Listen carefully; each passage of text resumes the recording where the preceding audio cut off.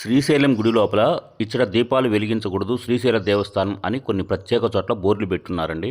కానీ మన వాళ్ళు అక్కడే దీపాలు వెలిగిస్తున్నారు. మీరు చూస్తున్న ఈ దృశ్యం గుడిలోని పంచపాండవ ప్రతిష్ఠ లింగాల ముందుది.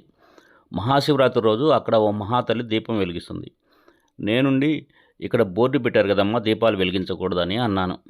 వాళ్ళకేంలేండి పెడతారు, గుళ్ళో కాకపోతే ఎక్కడ వెలిగిస్తారంట అన్నారు. దీపాలు గుడిలోనే వెలిగించుకోవచ్చు, తప్పేం లేదు. కానీ దేవస్థానం వారు ఆ బోర్డు పెట్టడానికి కారణం ఏంటంటే మహాశివరాత్రి, ఉగాది, కార్తీకాలు, సోమవారం లాంటి పర్వదినాల్లో భక్తులు విపరీతంగా వస్తారు.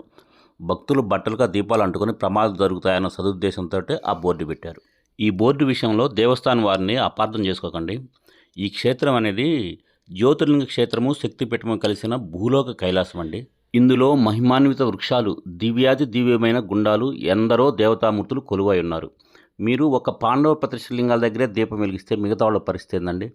అందుకని దేవాలయానికి ప్రధాన ద్వారం ముందు గంగాధర మండపం ఉంది. అక్కడ కనుక మీరు వెలిగించే ఆ దీపం గుడిలోని వృక్షాలకి, గుండాలకి, అందరి దేవతామూర్తులకే కాక సాక్షాత్ స్వామివారికి, అమ్మవారికి కూడా వారి ముందు వెలిగించినంత పుణ్యఫలం లభిస్తుంది. అయితే ఇటీవల కాలంలో స్వామివారి గుడికి నైరుతి భాగంలో కూడా దీపాలు వెలిగిస్తున్నారండి. అంటే మనం అమ్మవారి దర్శనం చేసుకొని పడమర వైపు బయటికి వెళ్ళిన తర్వాత ఎడమవైపు తిరుగుతాం చూడండి, లడ్డు కౌంటర్ దగ్గరికి, అక్కడ వెలిగిస్తున్నారు. అక్కడ కూర్చోవడానికి 2 మెట్లులాగా విశాలంగా ఉంటుంది. నైరుతి మూలంటే ఏ దేవాలయానికైనా ఎత్తైన భాగం అండి. అంటే స్వామి అమ్మవార్లకి తలభాగం లాంటిది. అక్కడ దీపం వెలిగించకూడదు. పురాణాల వాస్తు ప్రకారం స్వామివారి గుడికి తూర్పు వైపు కానీ ఉత్తరం వైపు కానీ దీపాలు వెలిగించాలి. అది చాలా మంచిదండి. ఓం నమః శివాయ.